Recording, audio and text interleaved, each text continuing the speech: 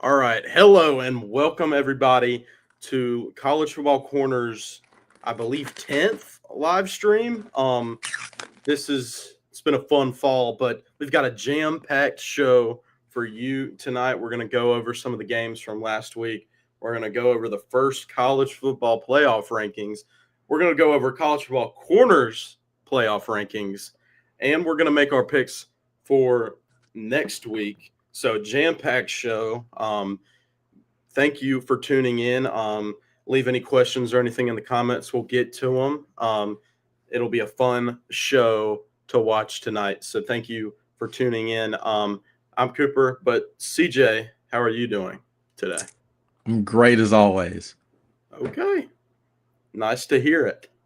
All right. Well, we will go ahead and get on with our recap of week 10. And the first game that we are going to be talking about was Saturday Night Football. It was a quiet night for Tennessee. It was a bad performance from them. Oklahoma ends up winning 33-27. CJ, what were your thoughts on this game? What was your takeaway? I think Tennessee had a really explosive offense early, as we show, and outscoring our opponents in the first quarter by a large margin. And then our defense just not really showing up this game. We've been lacking all season. We're really thin. And I'd say, yeah, just held John Mateer to a really quiet first half, and then Oklahoma kind of came out banging in the second half, and we just kind of couldn't keep up. And our offense couldn't really finish drives. Joey throwing 2 picks, fumble 6, of course, in the first. It's just killing our own drives and really led to our own fall in this game. Yes, yes. Yep. I mean, the story of this game was Tennessee beating itself, I thought. I came into this game feeling almost as confident as ever. I mean, I had my own opinions about Tennessee up to that point about how I didn't really like their resume, but I thought this was a resume building game for them and to kind of prove that, they deserve to be right there on the playoff bubble race. And they just didn't show that in this game. It was a messy game from Joey Aguilar, and it kind of his people's apprehensions about him at the beginning of the season kind of shined here. He had 3 turnovers, I believe, one that fumble 6, and then 2 interceptions. Just a kind of a sloppy game from him. You saw he was kind of forcing the ball a little bit. 45 attempts through the air, only completed 29 of them, which not horrible. He still threw for 393. And I mean, this Tennessee offense is, their strongest point. It's been their strongest point throughout the season. And that defense, kind of like what you said, was has been their main problem. And I thought against this Oklahoma team they weren't going to have that many struggles because of just how, I don't know what's the word, but like just bad Oklahoma's been on the offensive side of the ball over these last couple of weeks.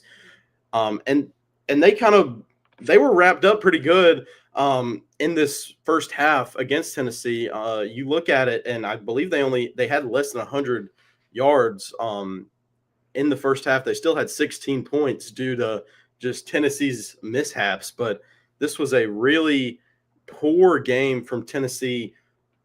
Turnover wise, execution wise, they weren't finishing drives. But props to Oklahoma. They played a great second half offensively. Props to Xavier Robinson, 16 carries, 115 yards, a touchdown.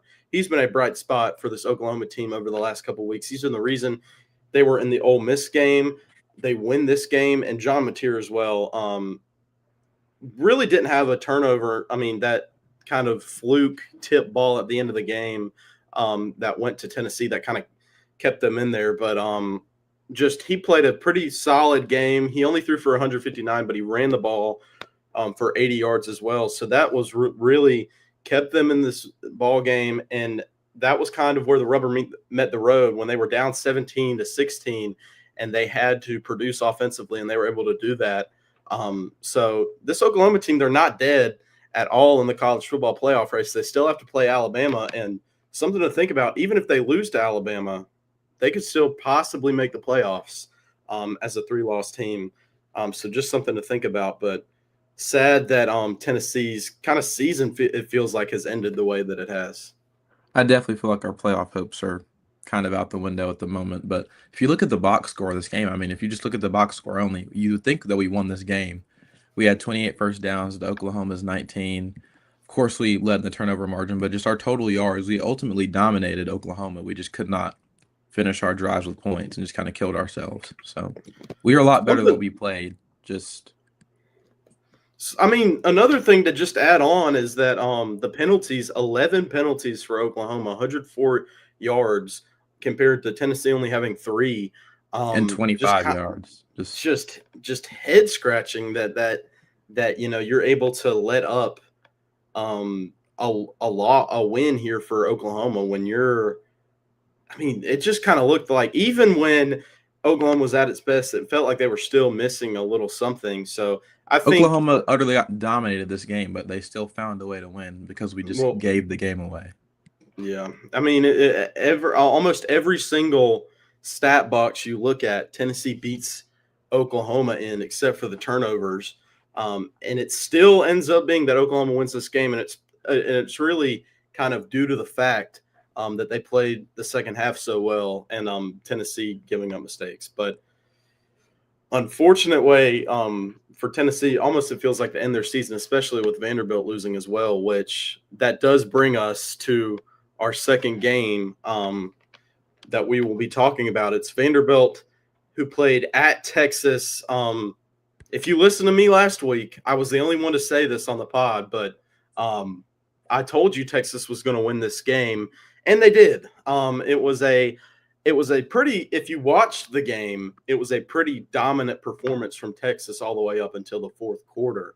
But this was a Texas team that looked completely different from the first couple of games or the first, I believe, 7 games that we've seen them play so far.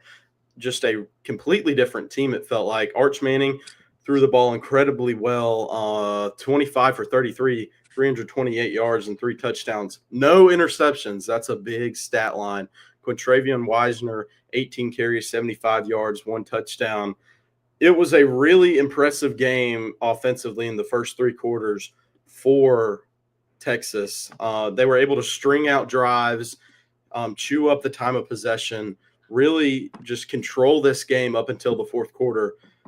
But then the fourth quarter happened, and a lot of people are going to brush this off. But I mean, Vanderbilt fought back in this one.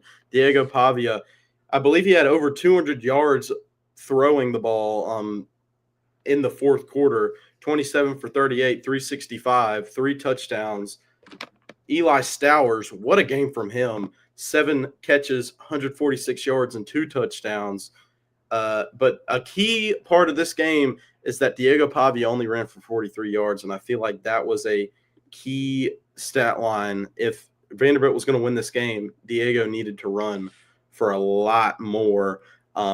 It really was just that they got locked up early in this game, and you look at the fourth quarter, a key difference in this game that ended up being the difference was Texas's 5-minute drive that ended up in a missed field goal. It still ended up being good for Vanderbilt because they missed the field goal. But when you have a 10-play drive that goes for 6 minutes in the fourth quarter, when you're down 18, it's important for you to stop them as soon as you can. And Texas was still able to just pounce over Vanderbilt's defense. And I think that's been the biggest concern for Vanderbilt this year has been their defense.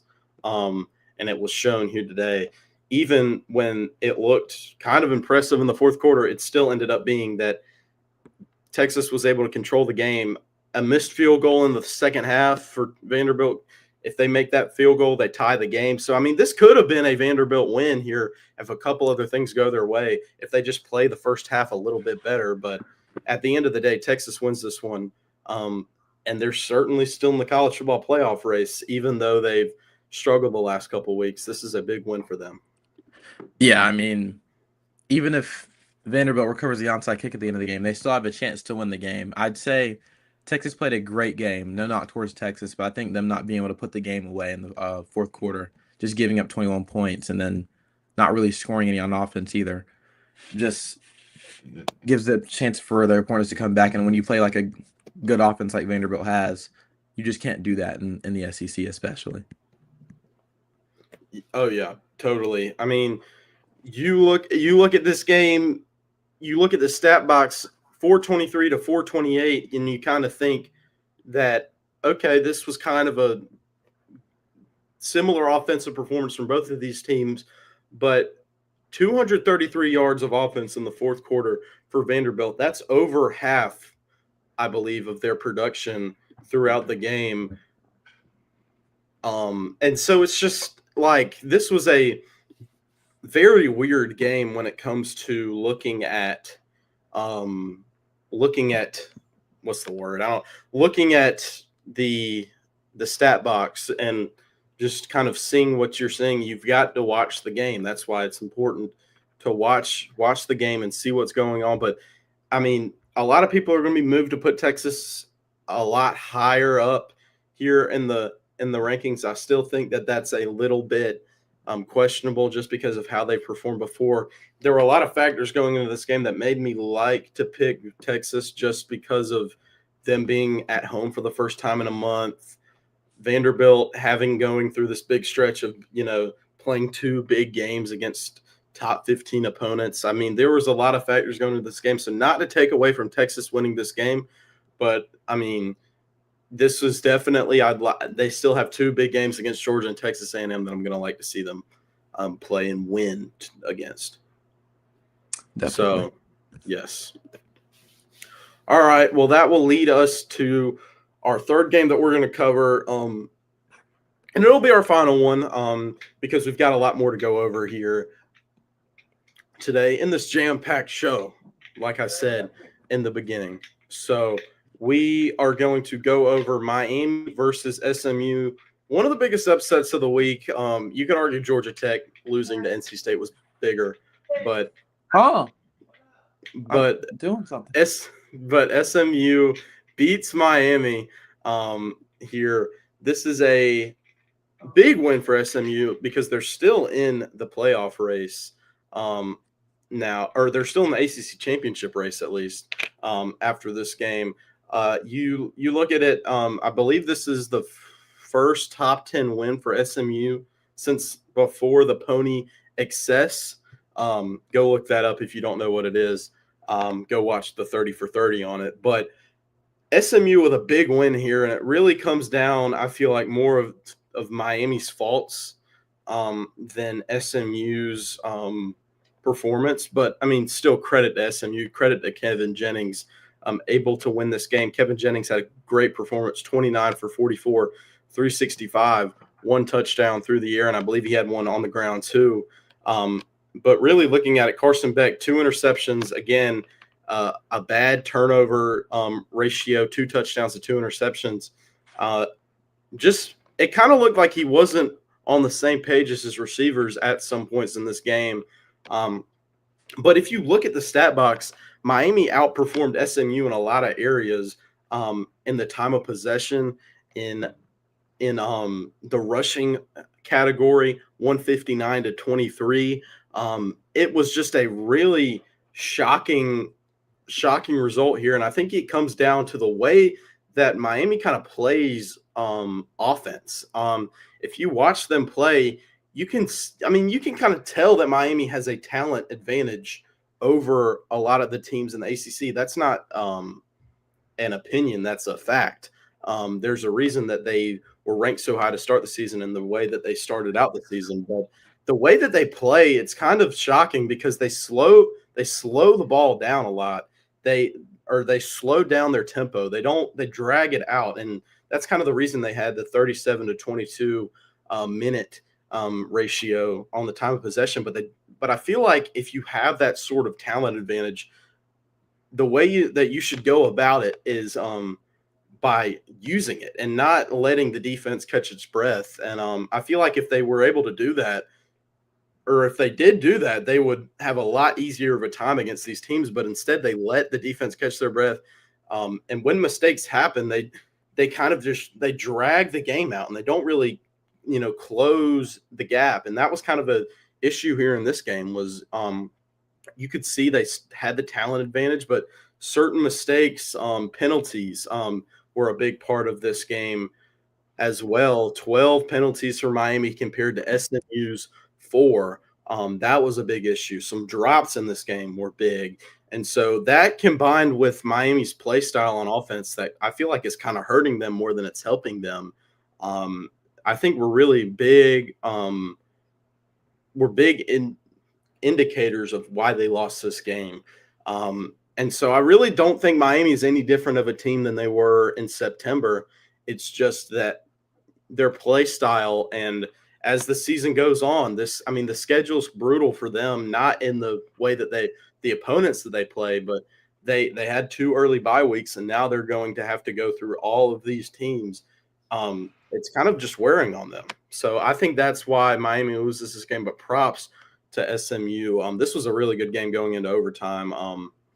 CJ, any thoughts? I think honestly you said it best. Miami just really can't close the gap in these games, even with the big talent advantage they had in this game. 2 INTs again for Carson Beck, just to put that out there. But I just feel like we're not really seeing any explosion from this Miami offense. I mean, like they're just playing, it feels like really conservative. Like you say, 7 points in the first quarter, 3 in the second quarter, 7 in the third, 3 in the fourth. I feel like they are just kind of like longing out these games instead of just putting teams that they should be putting away. They're just kind of like, I guess, playing with their competition, I guess. Yeah. I mean, we'll see how this ends up for Miami, but this kind of puts them out of the ACC race. We'll talk about this more in the ranking section of the show, but this is kind of a big blow for them. This was a prove it game. If they win this game, they go along with their season, and they keep going. But if they lose it, it's over. So this was a crucial game for them, and they lose it. And now you're looking at a very, very outside chance to make the playoff because you're probably not going to get into the ACC. You've got teams like Virginia, Georgia Tech, even Pitt, SMU. They're all ahead of you right now in the ACC championship race. So and Duke is ahead of them too. So I mean Duke's I think the favorite to win the ACC right now. So it's You sure? it's just look that up. I don't think so. Virginia, Louisville, either of those? No? Hold on. I mean, even Pittsburgh, like the favorites to win the ACC right now in the ACC championship are Georgia Tech at plus 280 and followed by Duke at plus 290. So I think the odds have shifted a little bit since I last checked, but it's Georgia Tech and Duke. They're right there. So, but Miami's in a really bad spot right now. SMU, I don't think they're going to make the playoff, and I don't think they're going to make the ACC championship. I mean, you look at what they did last week against Wake Forest. They lost 13-12. So, they're not going to do a whole lot. I feel like after this, but it was a good win for SMU, and Rhett Lashley is doing an amazing job. So, all right, the Duke Blue Devils put belt to the Clemson Tigers. We were there. We didn't talk about it in this show, but do we want to go over this as we're going over games now? We did go to the Duke Clemson game last weekend. That's why I've got these marks on my face because I didn't put sunscreen on. It was a bad game from Clemson. Any thoughts from the Duke Clemson game, CJ? I'd say the Clemson offense actually moved the ball well this game. Well, frankly, I think that's because Duke stinks on defense. That's just my analysis. I was getting that. Duke isn't very good on defense, but it is a positive for Clemson. Clemson's defense was just thin as paper this game. Clemson did leave some points on the board, Not some. Yes. I'd say a lot of points on the board. Um, it just for everybody out there watching, it was just ACC football. It just wasn't that great. I It was a mean, really sloppy game. It was a bunch of back and forth, terrible defense. Um, Clemson gave up touchdowns on like just three blown coverages. It wasn't really competitive on either defensive side of the ball. I will point out Clemson was down 21-7 and they fought back and they were up 45-38. So this was a valiant effort from Clemson. I think the argument that Dabo has lost his team is not really credible. It's just that the team sucks. So it's like they're just not playing good. But it's just a bad defensive performance. Props to Duke, though. They have a great offense. Darian Mensah, arguably the best quarterback in the ACC, right behind Haynes King. If Haynes King wasn't at Georgia Tech would be 4-4. But just an amazing game offensively from Duke, but bad performance defensively. I don't think I've seen a Clemson defense this bad in my lifetime. And we just hired Tom Allen from Penn State. So it's like, I don't know what we're doing. But horrible, horrible game. Great. And the atmosphere, honestly, it's just kind of it's deflated because of what the season has been like. I guarantee you find them at a spot where Clemson usually is and has been at least for the last 9 years. This is just unprecedented how bad Clemson is. We picked a bad game to go to, or we picked a good game to go to. It was 46-45. If Duke doesn't decide to go for two, we're watching extra football. But It was a good game to go to if you are not even if you're a Clemson fan because it was it probably was a pretty bad. hard. It was bad. It It was was a good just game for Duke. it was just a bad defensive football game, and I wouldn't even say it was like great schemed offensively. It was just like each team is scoring off of like just You didn't like defensive Garrett Riley's bubble mistakes. screens? Garrett Riley runs a bunch of bubble screens, tunnel screens, um, just trying to get the ball out to his receivers, who are, I guess, his playmakers, but it's just his receivers don't block well enough for No. And this type of offense. old Cade Klubnik don't even get me started on him. Kane But wasn't that bad this game. but if you want our opinion on if Dabo should get fired, I don't think he should get fired. No, Dabo should not get No, fired. I think he should. If I you think Dabo one, should get fired, you are crazy. one of these coordinators will be moving on or getting fired. I think by the end of this season. I'd lean more towards Garrett Riley, but at the end of the day, we can't bash the coordinators too much because it's not all about X's and O's. It's about production. at the end of the day, coordinators have been changed and it's gotten worse. So yeah, it's about the players you're bringing in, and I think as long as Clemson's going to be Dabo needs to change the way he does things around Clemson. Yeah, not the way he builds his having culture. A good moral integrity as a program has to drop a little bit and start taking more of these kids out of the portal, using NIL more, just more of like the modern age of football. Yes. And we'll see Clemson on the rise again. Yes, I agree. Well, all right. Well, we will now get to the college football playoff rankings. These were the first ones to come out for the year, and it's big because these are the people that are going to be deciding who make it into the playoffs. So, kind of need to pay attention to these more than the AP. So these are big. CJ, I'm going to let you go over the rankings and point out anything that you think is wrong or stuff that you like. All right, I'm going to start with the 25. Let's just go up. I think us dropping the 25, the Tennessee Volunteers, I think it's warranted. With the way we play, I think we played a good football game as far as us dominating the other team until we just cannot finish our drive with points. We just keep giving the ball to the other team. Anyways, 25 is kind of generous. We played like it should have been unranked. I think 20 through 25 is spot on. I see no reason why that should change. Miami dropping all the way down to 18, as well as Georgia Tech dropping out of their playoff spot as of right now. I think if they can win the ACC, of course they'll get their free bid. But NC State with a huge upset win. Vanderbilt, of course, dropping the 16. I think Vanderbilt could be sneaking in for a playoff spot. I think I'm not gonna say that, but if they win out, I feel like they will be in the playoff. Texas jumping up to 11, I feel like that is kind of generous. Um, Here, I'll let you go over the top 10, and then I'll give my top 10 analysis after. Yes. Okay. Wait, one more. Oklahoma being at 12 is kind of absurd, in my humble opinion. It was a good win for them, though. All right.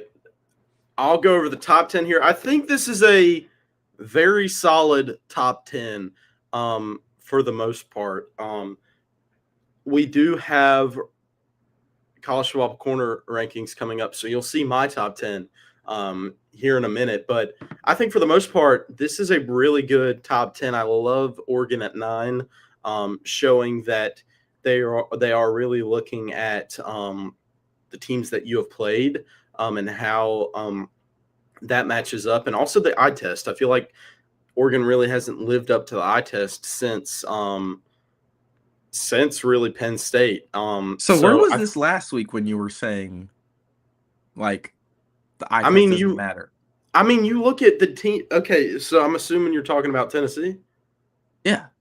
You look at the eye test on defense that they played against not in scale, Mississippi not in State. As opposed to Oregon. I'm talking about in opposed to these G5 teams you were arguing, and like Houston, Cincinnati. I wasn't arguing any G5 teams should be over Tennessee. Basically, I was saying. I mean, but I let's was saying hear. they were getting their business done. I mean, if you watch some of these games, they were arguably playing better than Tennessee.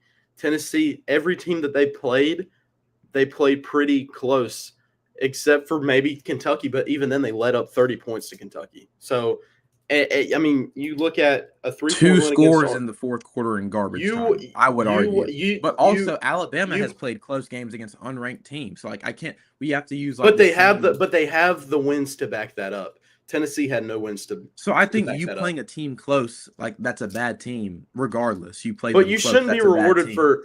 You shouldn't be rewarded for your losses, and arguably your best loss against Georgia. That was.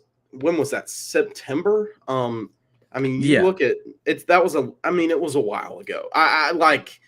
It was a decent. To be fair, and I think if you play the same, if you played, or you could argue if you played it now, it would be worse, because I think Georgia has improved as the season has gone on. I think Tennessee has dropped off since then.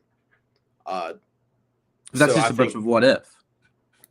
I mean, we could play them right now, and I could be right. So, but anyway. Yeah, and then we could play them right now. But I mean, I'm consistent. I'm consistent. I feel like I'm consistent with the way that I'm going about things. That's just this week and last week. You said completely different things.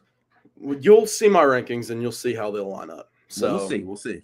So anyway, Oregon, I agree they should be right there. I don't think they've played that amazing. But big game against Iowa this upcoming week. I think this is going to be a big test, and you'll see my pick in that game, and you shouldn't be shocked. Notre Dame, I think, is a little high. I mean, but honestly, the teams below them, I don't really see a lot of them getting put ahead. I know the 2 teams that I put ahead of them, but just Notre Dame's just – they have almost no good wins. They have the USC win, but you just watch them play. You watched them play last week. 25-12 against Boston College.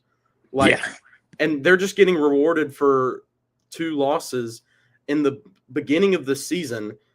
Texas A&M is a completely different team than they were week 2.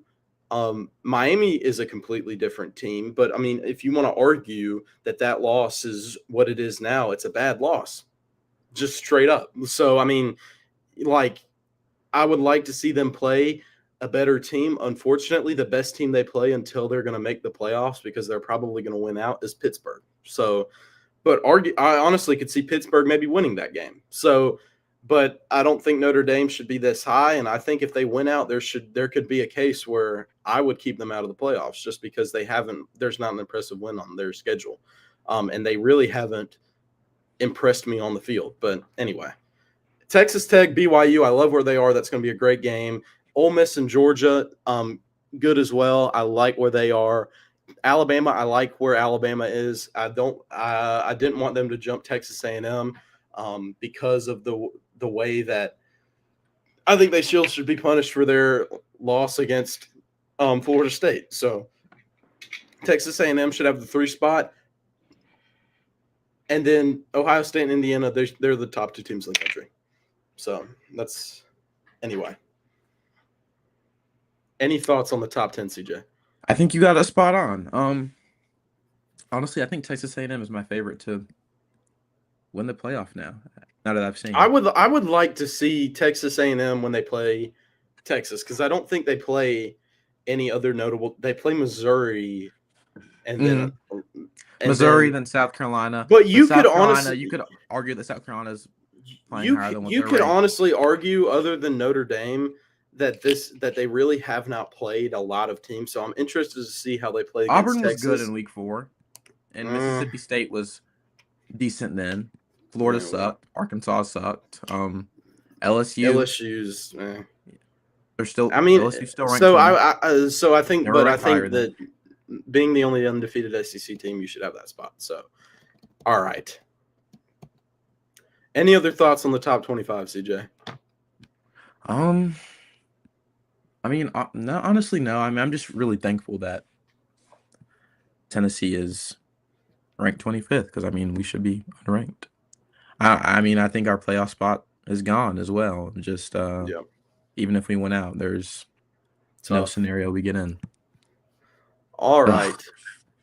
Well, now we will get to the funnest thing of the show. I've had grievances with the rankings of the College Football Playoff Committee and the AP poll, so I've decided to make my own rankings of these are what I am calling the College Football Corner playoff rankings. I will do one of these each week until the final playoff bracket is released, to kind of just get all of my thoughts out on these teams. And so we're just going to go through all of these here. So I'm going to pull this up here. These are the Week 11 College Football Corner playoff rankings done by me, Cooper Stevens. So we will start off with honorable mentions. We are going to go with the Pittsburgh Panthers. I don't think quite yet that they should be in the top 25, but shout out to Mason Heinschel, who has played spectacular. If you've not watched Pittsburgh play ball in the month of October, you've missed out. They have played they played really good, and a win next week, or a win next week. Or no, I think the next game they play is against Notre Dame, if I'm not mistaken.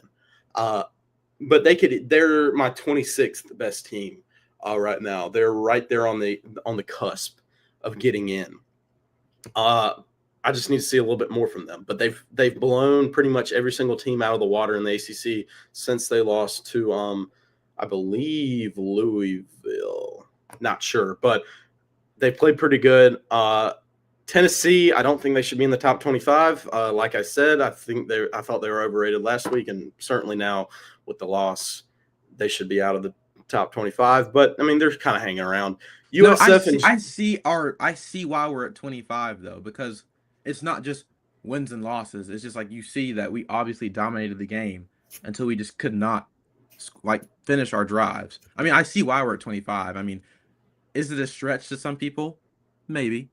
But I don't think it's far-fetched. It's a stretch to me.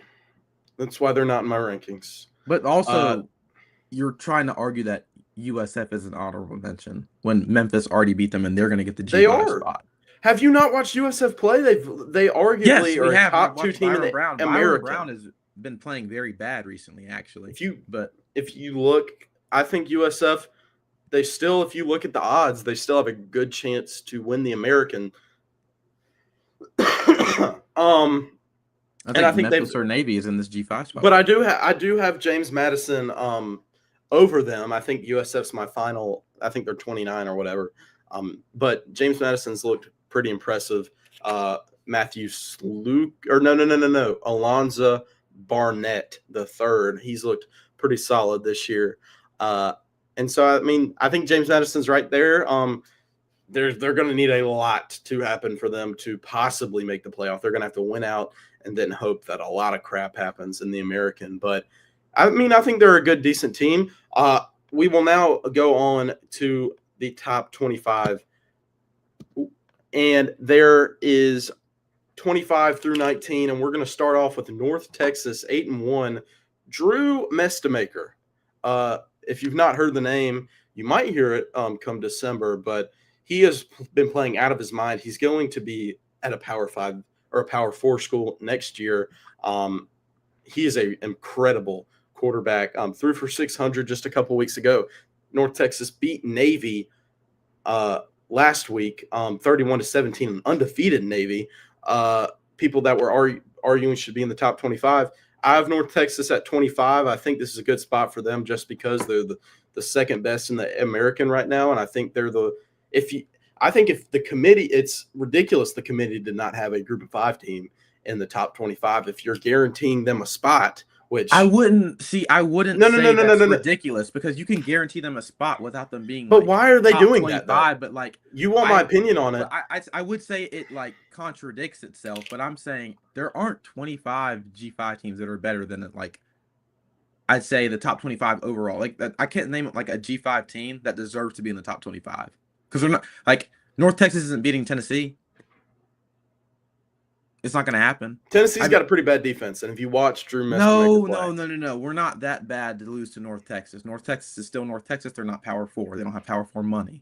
They don't have Power 4 resources. Just because they're not in the Power 4 doesn't mean they can't beat. No, it's just an obvious like drop off. This is why we play the games. It's a Power 4 in terms of money, talent, recruiting. Like everybody knows that. I'm just saying, like, is it the most deserving teams? Is it the best teams? And we see a mix of that in the top 25 rankings. Anyway, Drew Mestemaker, if they keep winning, they have a shot. And so I have them in my top 25. Their offenses look great. Defense is a little bit of a concern, but North Texas has scored over 30 points in every single game this year. So that's a good thing from them. Washington, you look at it, Demond Williams III has played really good. Against the 2 teams that they've lost, though, they have not looked good on offense. So that is a concern. But, they've looked solid enough. I think they've got a couple big games coming up here, especially against Oregon. I think that's a prove-it game. And if they win that one, then, they can possibly shuffle into the mix. We'll see. Iowa, USC at 23-22. Iowa's got a big game this week against Oregon. I think that they have a really good shot to win that one. Their defense, them and North Texas are complete opposites. Iowa's got an amazing defense, but their offense has been improving with Mark Gronowski. He can run the ball amazingly. He needs to be better through the air, but I think that's Iowa's brand of football is that they're going to beat you by spreading the game out and being a defense first team. USC has played okay. They played all right. They have a couple of decent wins, but just nothing really to stick out. But Jordan Mailata has played pretty good this year. Tough game against Notre Dame and really bad game against Illinois. But, who knows? I mean, but they've had some solid wins against some Big Ten teams, and I'm going to keep them here until they lose another one. Miami, number 21 for me.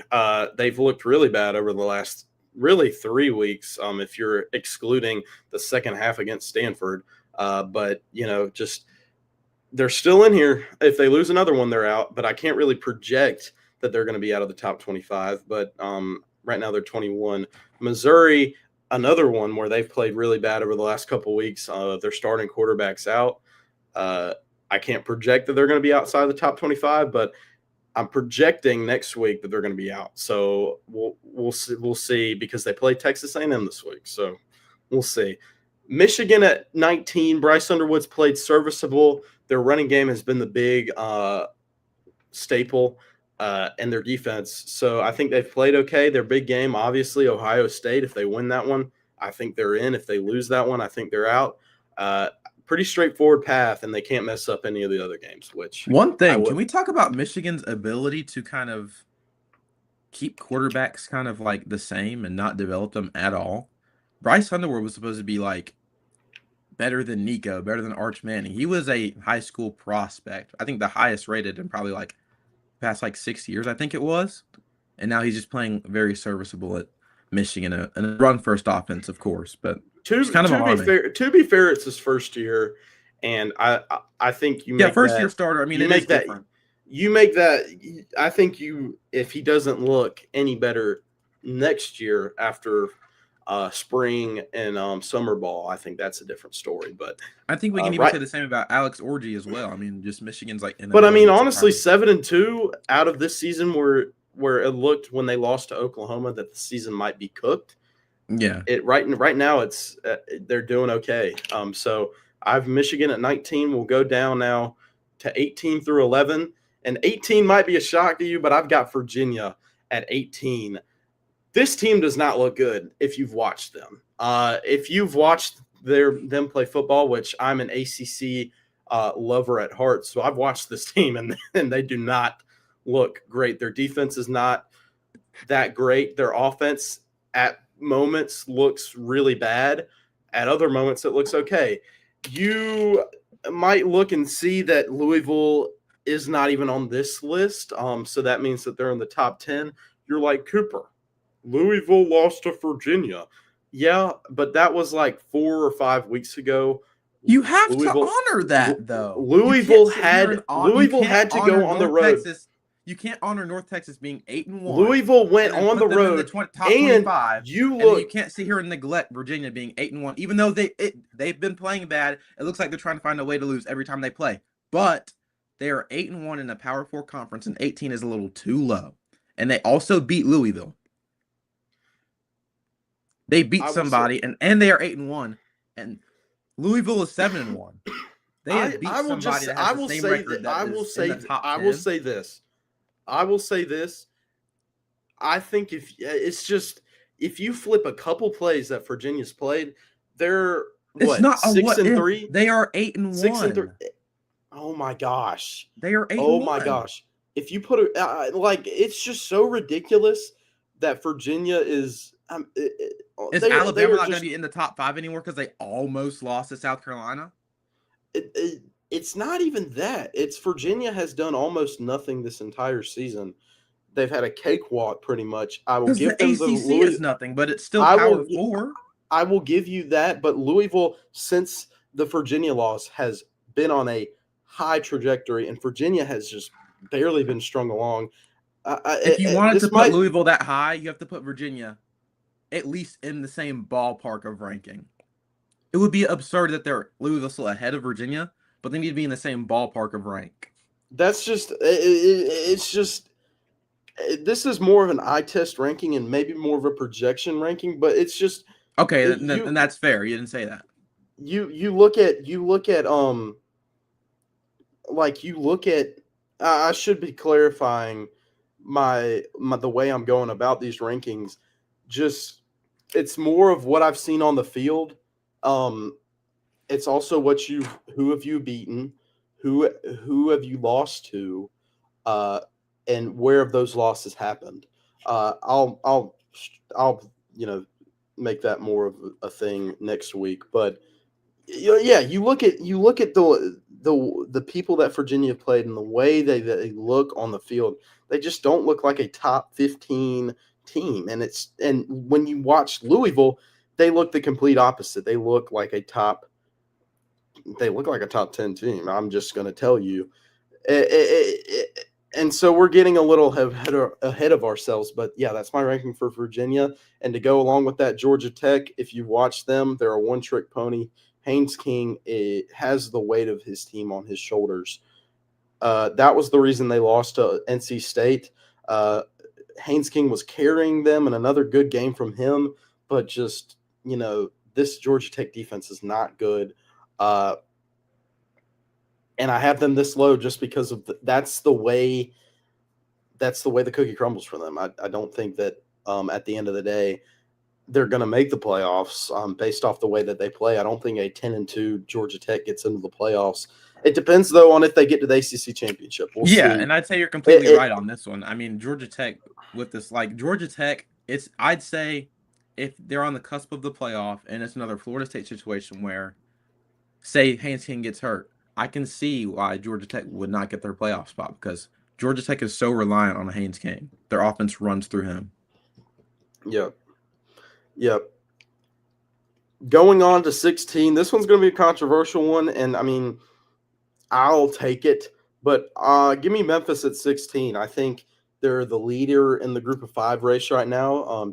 You look at who they've played and who they've beaten. They've beaten USF. They've beaten Arkansas. The big sore thumb that sticks out is the UAB loss. But there were certain factors going into that game of a coaching staff switch up for UAB. They just fired Trent Dilfer heading into that game, and that kind of rejuvenation. I don't believe in teams firing their coaches. They're just dead on arrival. I think that honestly, you've looked at the case this year with a bunch of different teams, with UCLA, UAB, a couple of other teams. Like, I mean, that and plus on the road, I think if you watch Brendan Lewis and this Memphis team play, they've looked really solid over the last couple of weeks. They're the AAC riser. And so that's kind of my thought process going into this. And you look at the teams that are below Memphis. I mean, there's a case there. I don't think it's that ridiculous. I think I've been trying to rock with the list. I think this is absurd. Not because, like, I know this is your eye test ranking, so them being 8-1 doesn't matter. But Georgia Tech is objectively beating Memphis, and I'm like, I don't see how you don't see that, because I mean, Georgia Tech is going 8-1 in the ACC. Memphis is 8-1, lost to UAB. UAB isn't good. I mean, you look at on a neutral field, if they play. So neutral site, let's just get in all factors. Memphis doesn't travel well. Memphis doesn't have fans at home either. So I think neutral site also, I think Georgia Tech also handles business. I think Virginia beats Memphis, honestly. I think Tennessee beats Memphis. I think Georgia Tech's defense, honestly, just kind of keeps Memphis in the game. I think then from there we'll see. But at Tennessee the end of the day, beats Memphis. Like, where I don't see. Wait, do you think Tennessee beats Memphis? I think it's a up in their game. I think it really is, and it depends on a lot of things. Cooper, no, it doesn't. It doesn't. Yes, it does. On anything. Yes, it does. Have you watched how bad Tennessee has been turning the ball over? I mean, Tennessee. I watch my team every Saturday. We would kill Memphis. Really? Yes. Everybody said you were going to kill Oklahoma last week, and you didn't. I'm just saying. An SEC opponent. Memphis is a G5 school who lost to UAB. Okay, and they've beaten Arkansas. They beat Arkansas. Arkansas isn't good either. Okay, y'all beat Arkansas by 3. So South Carolina Alabama beating. You look at the common opponent, Arkansas for both of Memphis and Tennessee. Arkansas got held to less points against Memphis. Haywire. This list is so haywire. This is so insane. Anybody that knows ball that is watching, please comment. This is blasphemy. It's not. I don't think it is. I think this is insane. It's not. Even if it's eye test, if it was eye test, Tennessee would be like 23. No. And that's eye test. It's eye test mixed with resume. That's what Memphis has no resume. Losing to UAB at every other scale, like you put them on the same scale as any other team. Forget that they're G5. Losing to UAB puts them out of the eye test and out of the resume. Because if any Power 4 team lost to UAB, they would be out of the top 15. Objectively out of the rankings. Yeah, Memphis is out of the top 15. Objectively out of the rankings. Were you missing that? Memphis has looked at their best. They've looked really good, and they have a good resume. I feel like they've beaten Arkansas. At Tennessee's best, we look like a top 10 team. At Memphis Where best, who have where they played? what's Tennessee's best win? You said at our best, as in the best we've played. That doesn't matter who we play, according to you. Okay. At number 15, we have Vanderbilt. I kind of wanted them. I kind of wanted to put them ahead of Texas, honestly, but I didn't.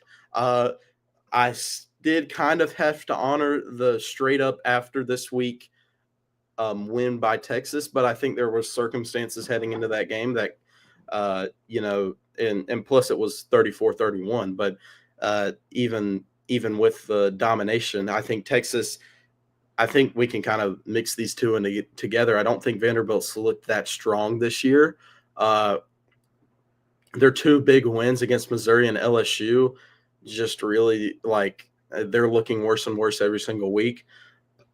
And losing to Texas here is that it's a big step down. But at the end of the day, they're still here at 15. They're still 7-2, and they still got a chance. So we'll see. Texas at 14. This is really just here because they beat Vanderbilt. If they didn't beat Vanderbilt, they'd be out of the top 25, in my opinion. But Well, you said what? Say it again. If Texas would have lost to Vanderbilt here, they would have been out of the top 25 for me. And they would have been lower than Memphis. Yeah. Yeah. They would have. Oh, my God. They would have been. Texas. Do you hear yourself? Texas has not looked good this year. I don't think Memphis would beat Texas if Texas lost to Vanderbilt. I think it'd be a close game the way that Texas Vanderbilt has been playing. Was a top 10 team. Give me that look. They were. You look at the way Vanderbilt's played. You're telling me if Vanderbilt would have recovered that onside kick, go down, and they score a touchdown, and Texas is automatically out of your top 25, and they're below Memphis, and you think Memphis would beat them? This was a big game for Texas. They did, and honestly, we're going off a lot of hypotheticals here, but I mean, Texas would have. I don't know. This is a very. It's just Texas. You look at what they have done this year. They lose to Ohio State. I'll give them that, but that was so long ago. You look at how they played the last couple weeks. They barely beat Kentucky in overtime. They barely beat Mississippi State. If they could have lost to Mississippi State. There's so many bad just performances from Texas. This is the first one that they've looked pretty good in up until the fourth quarter. So they really have not had a good full game performance for me. I'm still going to have them at 14. They're still in it, but here's the thing. They still have to play Georgia, and they still have to play Texas A&M. So there's still two games here that I think that could knock them out, but for right now they're at 14. Utah, though, has looked really good. Even though they're 7-2, they've had some bad losses. At their best, I think they're the 13th best team in the country. I think you look at who they've lost to, BYU, and then I believe Cincinnati. Or no, they just beat Cincinnati. Really, they've lost to Texas Tech and BYU, the two best teams in the Big 12. I think they're the third best team, and arguably if they play again, there's a chance that they could beat both of those teams, I feel like. So I think Utah, Devontae and Pierre, the way that they have played, I think Utah's looked really good this year, and I still think they have. The Big 12 has a chance to be a 3-bid league, and it's flipped in almost a week, really, if you looked at it. It was looking kind of like the Big 12 would only have one bid, and the ACC could have 3, and now it's flipped on its head to the ACC's definitely going to have one team in there, and the Big 12 could have 3, depending on how this thing shakes out. But we'll see. Notre Dame at 12. I kind of already said why I put them down a little bit lower than the college football playoff, but they just don't really have that many impressive wins, and they haven't looked that great on the field compared to the top 11. Oklahoma at 11. They did beat Tennessee. They looked pretty impressive in the second half. I would like to see more from them, and they're going to be able to prove that against Alabama in 2 weeks. So we'll see. These are not the final rankings, but right now I got them at 11. Heading on to number 10, we've got Louisville, the best team in the ACC. Miller Moss has looked pretty solid. Isaac Brown's looked really good running the ball, and this defense is one of the most underrated, I feel like, in college football. you look at who they've beaten. The only loss being to Virginia, being a little bit ago, about a month ago now, I believe.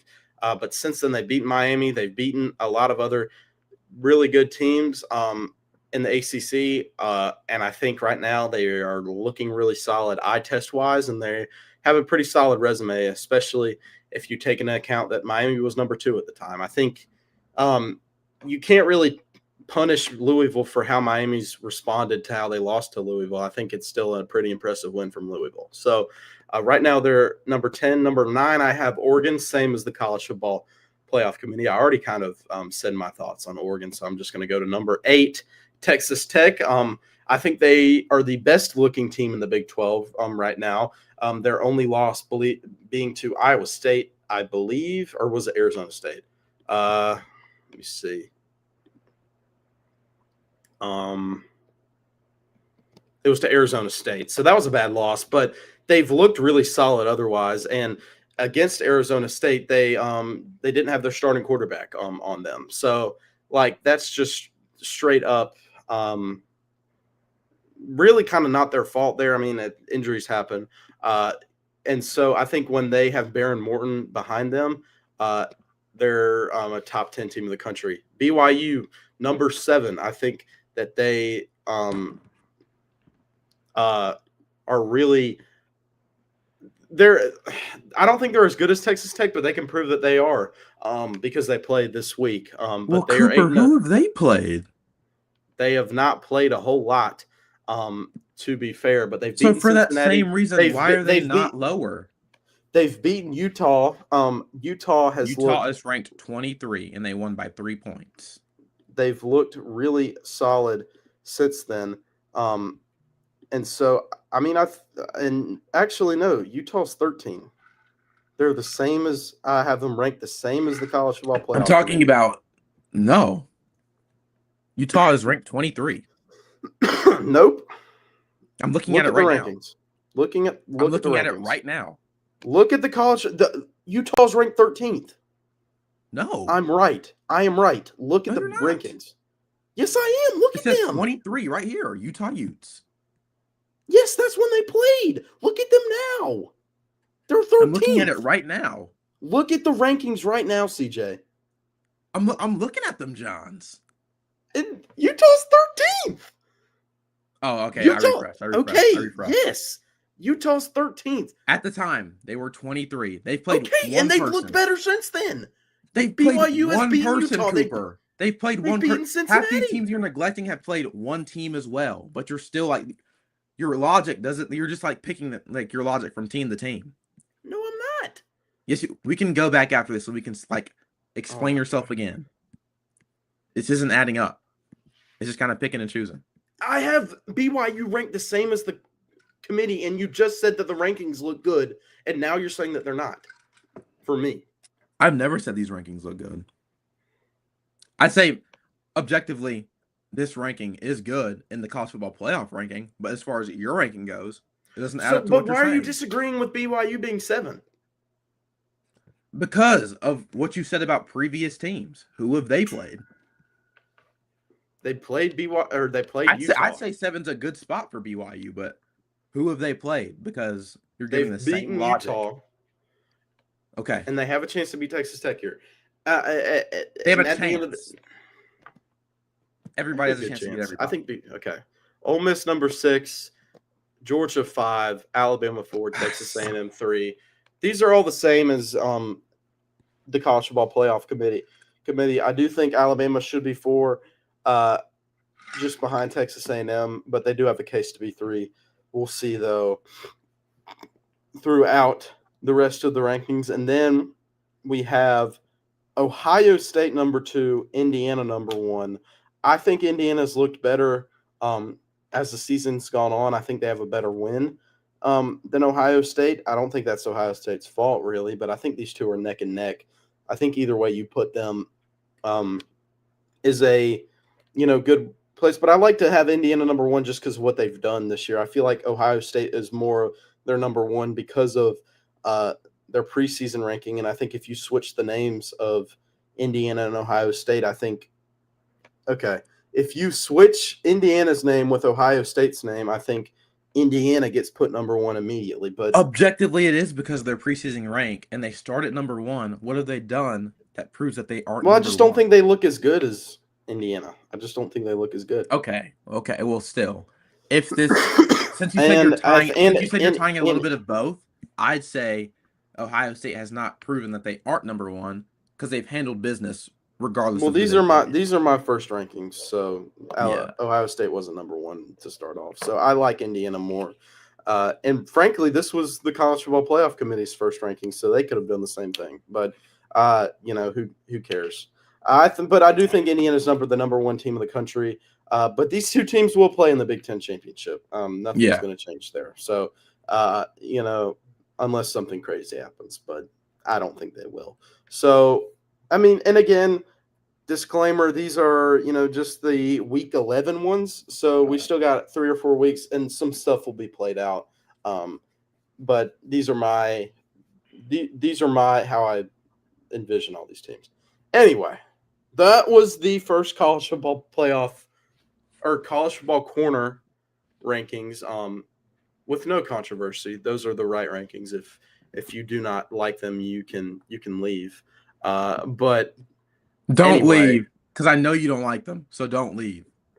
I think some people like them. I think some people like them. If you know any lick of football, you cannot like those. Oh my gosh! And I'm just gonna say that. Don't leave, please, viewers. Don't leave because I know you don't like that. I think they're fine. Anyway, it's bias. It's just bias. Get that dude some sunscreen.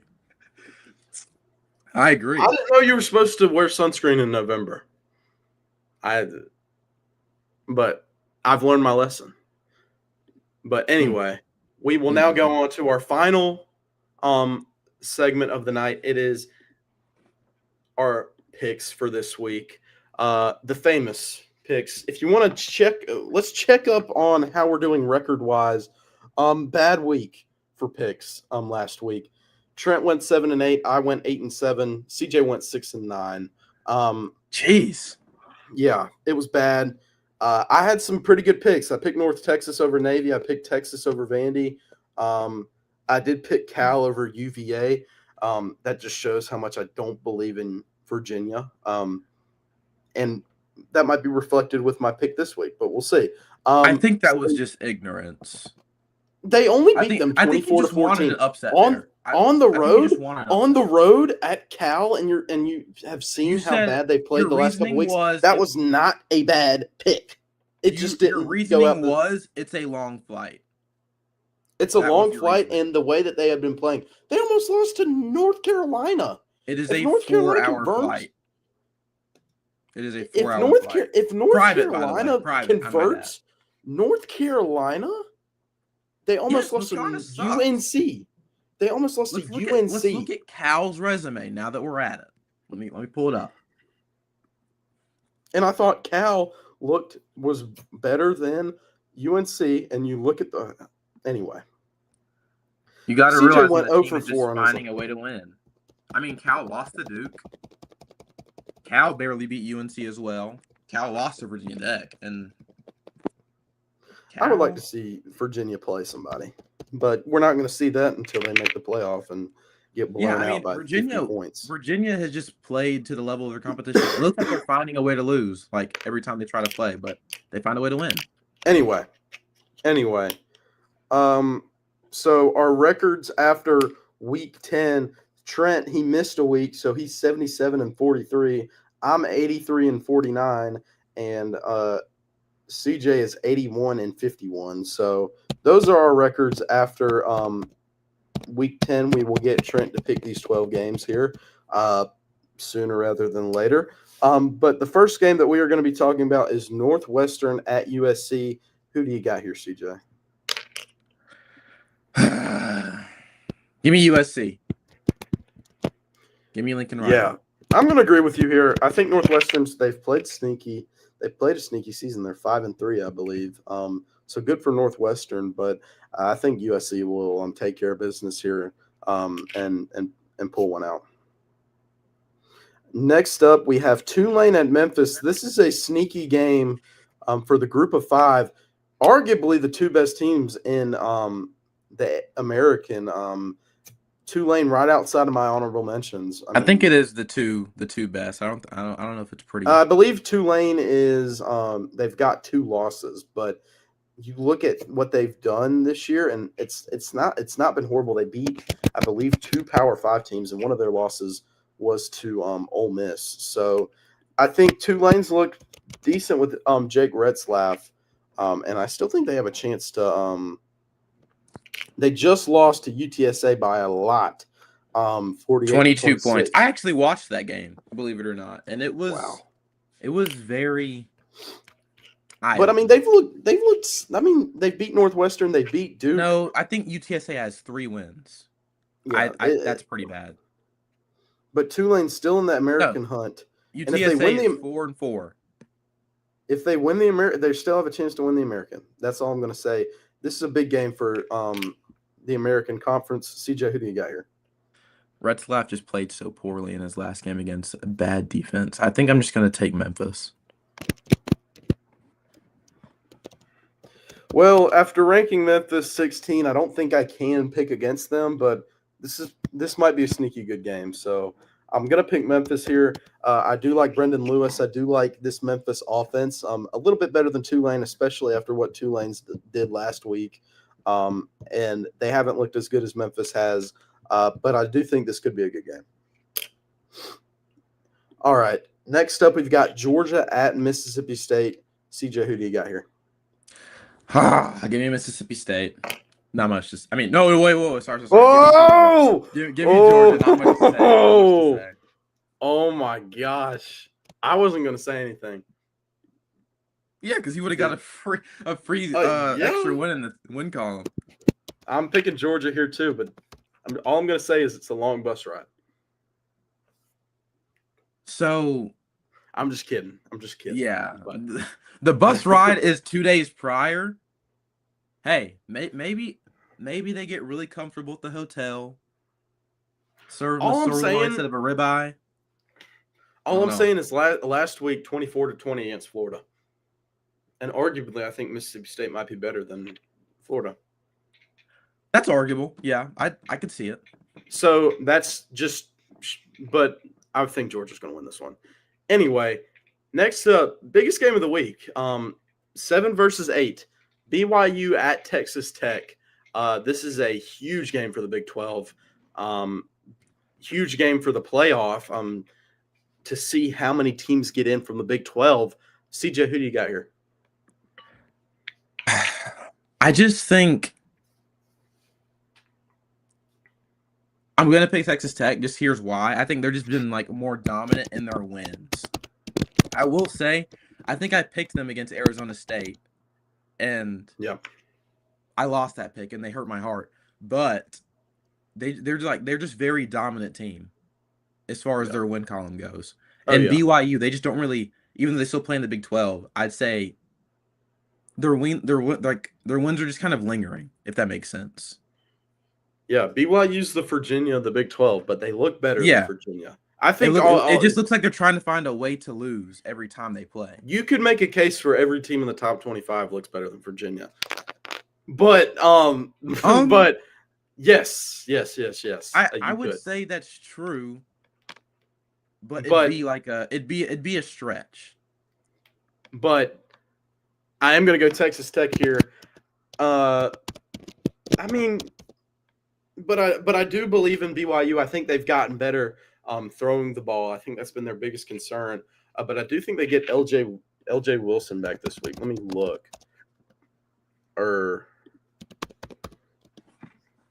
Who is it? LJ Martin. They will get. I'm LJ excited. Martin. I'm excited for this next game we pick. They get LJ Martin back this week, and so I think BYU's got a chance, but I do like Texas Tech at home. Anyway, next game that we got up is Indiana at Penn State. Who do you got here, CJ? I think. Well, I'm going to choose Indiana, and I think this game will be a real deciding factor of who gets 1 and 2. I feel like the committee really could flip it this week, depending on Yep. how bad Indiana beats Penn State. Ohio State really handled their business, but I feel like if Indiana goes in here and puts You look at 50 that first points up, half. You look at that first half. It was kind of close, 14-10. But Indiana's just looked so dominant against every yeah, single team, because except for Iowa, if they which we'll go get to back them. But if they go back-to-back weeks here with a shared opponent, and I think they just dominate them like this, I think we could see a flip in the ranking with we the could. Indiana going 1 and Ohio State going 2. It's a good point. Yeah. All right. Next game. It's arguably it's not arguably, it is one of the biggest games of the week. Oregon at Iowa. CJ, who do you got here?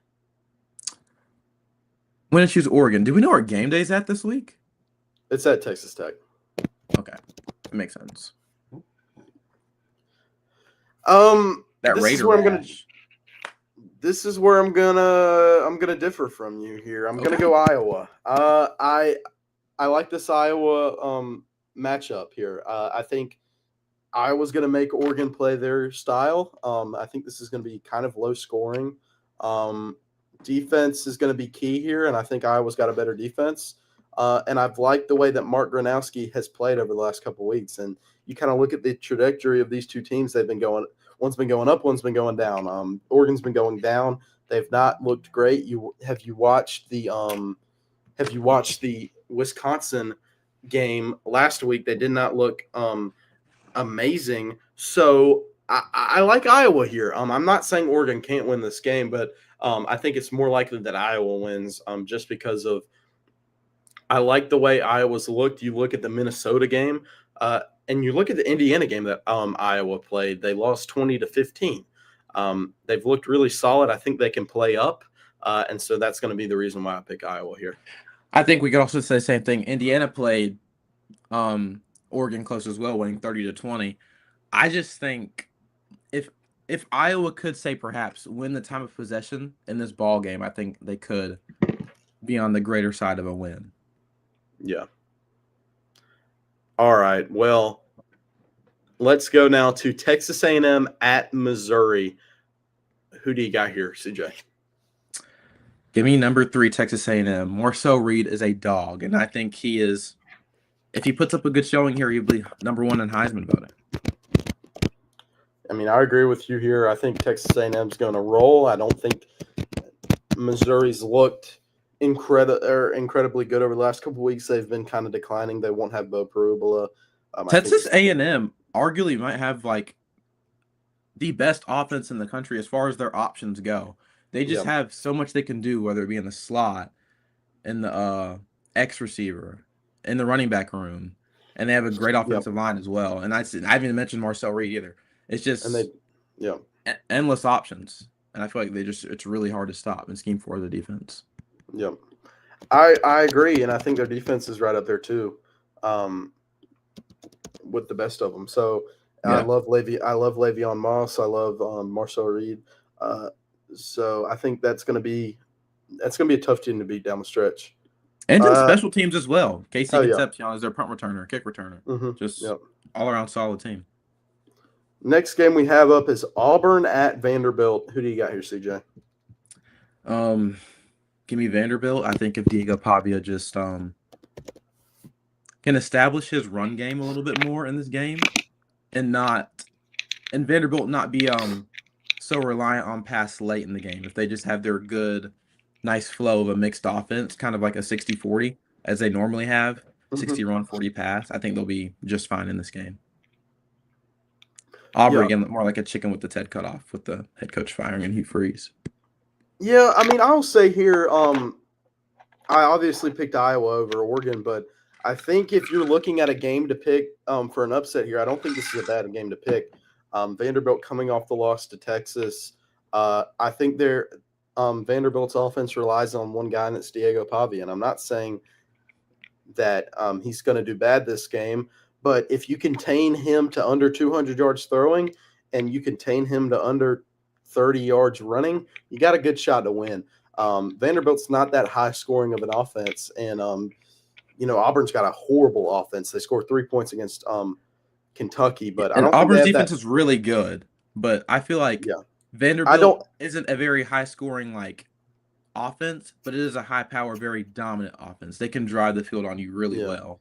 And so it depends on what Vanderbilt does in the red zone here, but I'm going to go Vanderbilt. But again, if we come back here and we say that Vanderbilt loses to Auburn, I wouldn't be shocked. Just saying, because of the way they've looked throughout the season. And coming off the loss to Texas has to be heartbreaking. So we'll see. Yeah. Next up, that game could have gone either way. Next up, a very popular team this episode, Wake Forest at Virginia. CJ, who do you got here? Throwback for the corner earlier this season. We were at a Wake Forest game, and let's say it was probably one of the more fun games I've been to. We had a good time. Wasn't an insane crowd. I would say if this was at home though, at Wake Forest, I'd say it might be a little bit different because UVA has been playing a very weird style of football. But since it's at UVA, I'll just go UVA. Yeah. I'll agree with you here. I'm going to pick Virginia just because if Virginia wins, then I'll be right with my pick. But if they lose, I'll be very happy. Just because I can drop them out of my top 25. It's like Virginia, I wouldn't be surprised if they lost this game, obviously, because I believe every game this year they've played within 10 points, except for maybe like a FCS team. But, so this game's going to be close. Like, Virginia's not going to blow Wake out of the water. They have trouble putting games away, but Wake Forest also beat NC State in a actually they lost to NC State. They beat SMU 2 weeks ago. Yeah, they're good at holding blowout fashion, and their offense is fairly decent. Yes, they are. So I think this could be a very close game. I think this could be an upset. So just saying, but I'm not going to do it because when I do pick the upsets, they never happen. So I think we both picked against Virginia, and they just found a way to win within 3 points. Yeah. So anyway, next up, Cal at Louisville. Who do you got here, CJ? Just give me Louisville. Cal just has a very disappointing resume, and Louisville is a ACC championship contender. Yep. They're in the front seat, I feel like, right now. So they've got a couple games that they've got to play, but yeah, I agree with you. Next up, LSU at Alabama. Who do you got here, CJ? Just give me Alabama. Ty Simpson's been playing fairly well. I think LSU has just been so rocky.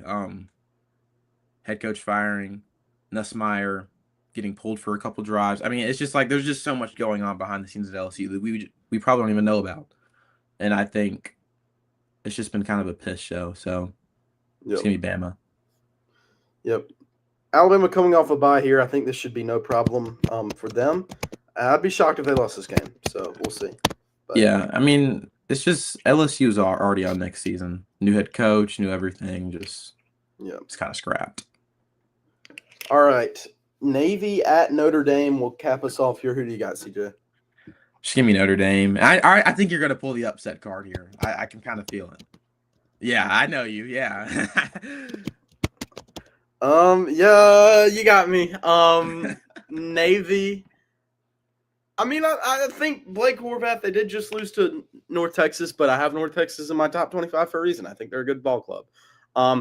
But I also have Notre Dame in my top 25. So this is going to be a tough game for Navy. But I think there's a chance here that Navy can. Give me Notre Dame. I like what you said about North Texas because I forget the quarterback's name. That is a very G5. Yeah, that is a very G5 dominating team. He just passed for 600 yards. What, like two weeks ago? 2 weeks ago. Yep. Yeah, and they are very good. I mean, they're still G5, lacking on the defensive side of the ball a little bit. They're kind of offense power heavy, but tough loss for Navy. I would like to see it happen. I'm going to pick Notre Dame because if Notre Dame wins, I get one correct in my picks. But if Navy wins, I'll be happy. And if If Notre Dame loses to Navy, they're out of my top 25. I'm just saying that. I don't But disagree because they were the only team ranked for a while with 2 losses. yeah, and they would have 3 losses, but their yeah. 2 losses were objectively good, so they were good games against. All right, well, whatever. You can't just say whatever. Okay, well, that will conclude our picks for this week. Anything else to add from today, CJ? Nothing much. I mean, hey, we did something new this show. Hope y'all liked it. We enjoyed it. That was one of our better shows. Missing Trent Adams though. Missing Trent. He's always somewhere. Well, he was napping. We'll get him next time, maybe. We'll see. But we'll get his thank picks, you. though. Thank you for watching. Oh, hot take from somebody in the comments. Somebody named Reed Stevens says, I promise you LSU beats Alabama. We kind of glazed over it a little bit. We did.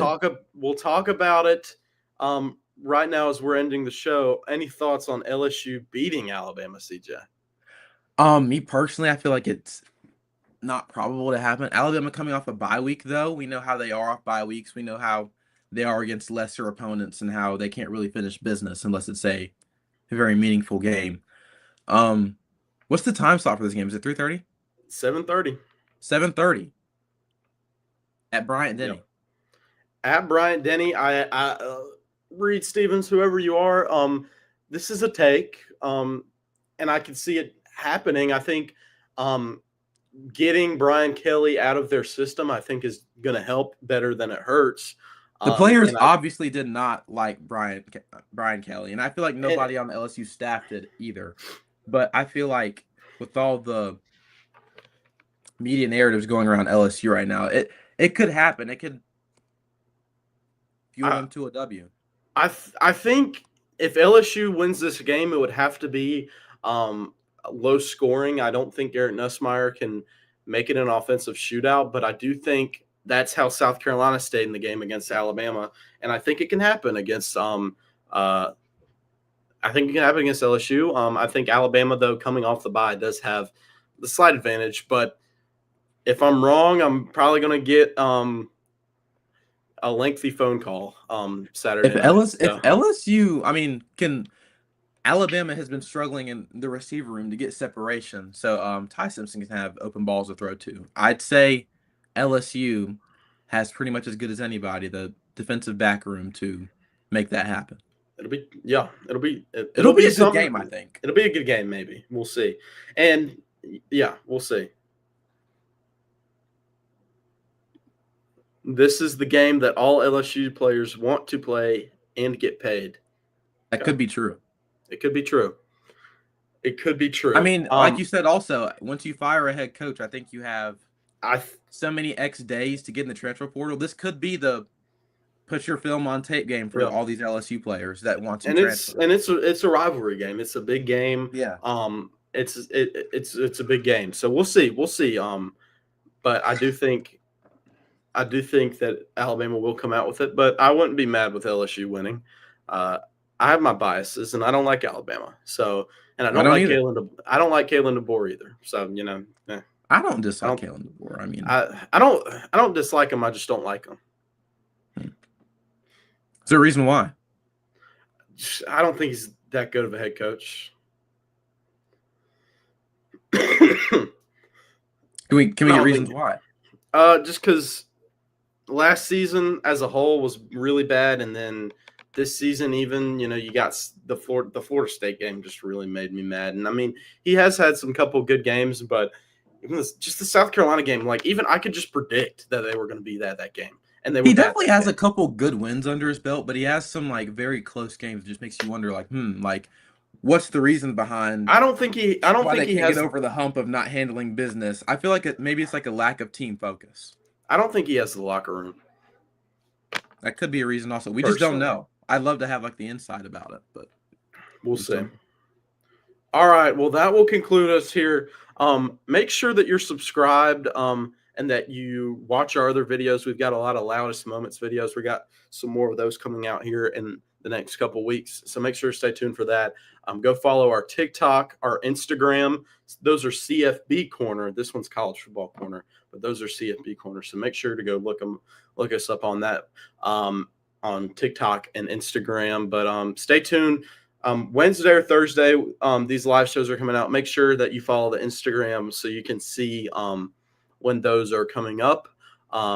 Sorry that we're kind of been inconsistent on that. It's just kind of been scheduling, and we're just trying to get better with that. So we apologize, but we made it here. This is a good episode, and we thank you for watching, commenting, from Sunscreen to LSU beating Bama. We thank you, and make sure to like and comment, and we will see you guys in the next one.